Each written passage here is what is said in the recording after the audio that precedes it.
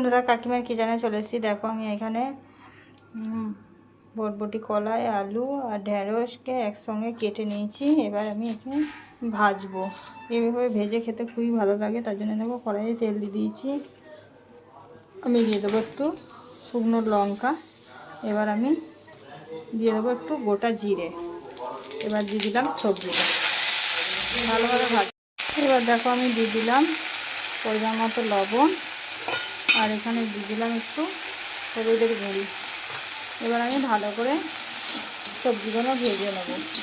এইভাবে সবজি ভেজে খেয়ে তোমরা দেখবে, যেগুলো শুকিয়ে যায় আমরা ফেলে দিই, সেগুলোকে না ফেলে এরকমভাবে তোমরা ভেজে খেয়ে দেখো, খুবই সুন্দর লাগবে। ঠিক আছে, এবারে আমি ঢাকা দিয়ে দেবো। দেখো বন্ধুরা, আমার সবজিটা ভালোভাবে ভাজা হয়ে গেছে। এবার আমি একটা পাত্রে নামিয়ে নেবো। এইভাবে তোমরা খেয়ে দেখো, বানিয়ে।